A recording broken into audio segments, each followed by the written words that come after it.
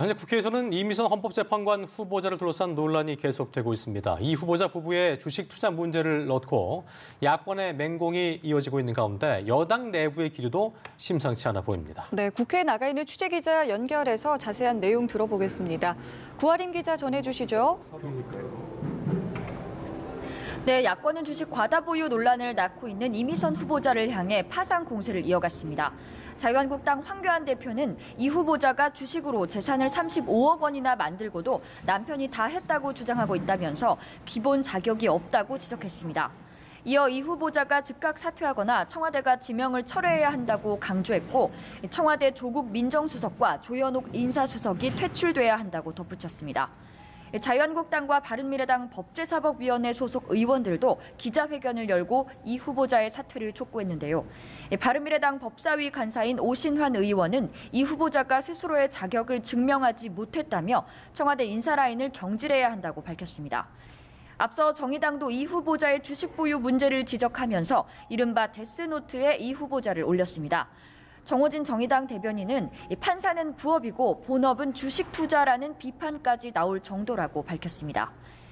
여당 내부에서도 이 후보자에 대한 부적격 여론이 나오고 있는데요. 이 후보자의 남편 탓 발언이 부적절했으며 주식 투자 규모가 국민 눈높이에 맞지 않는 부분이 있다는 겁니다. 특히 야권의 주장대로 조국 청와대 민정수석의 책임론이 확산될 수 있는 만큼 홍영표 원내대표도 당내 여론을 주시하며 수습 방안을 고민하는 것으로 전해졌습니다. 자, 내일 시작되는 한미 정상회담에도 정치권의 관심이 집중돼 있는데 여야는 사뭇 다른 반응을 내놓고 있다면서요. 네, 그렇습니다. 일단 더불어민주당은 이번 회담에 힘을 실어주는 모습입니다. 한미 정상회담에 기대감을 보이는 분위기인데요.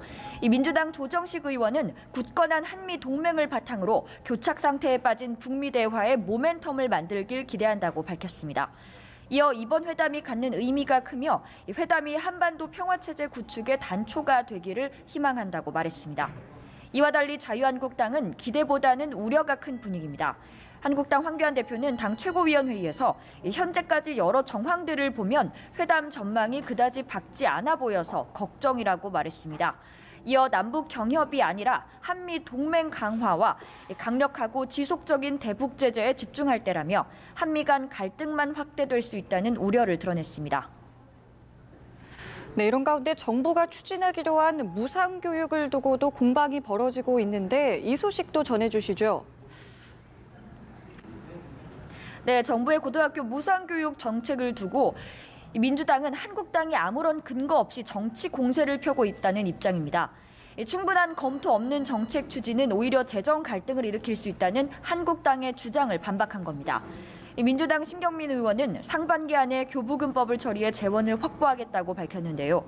이어서 야당을 향해 이 반대를 위한 반대보다 초당적인 협조를 요망한다고 말했습니다.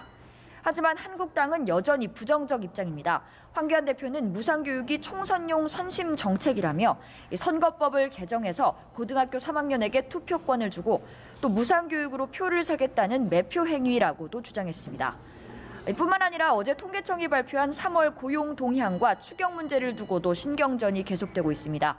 민주당 어기구 의원은 일자리 문제는 정쟁 대상이 될 수 없으니 한국당은 추경 처리에 협력해달라고 말했지만 한국당 김광림 의원은 통계 결과 30, 40대 취업자가 감소한 부분을 지적하면서 여당이 빚을 내서 추경을 짜는 예산안은 국회에 제출하지 않기를 바란다고 날을 세웠습니다.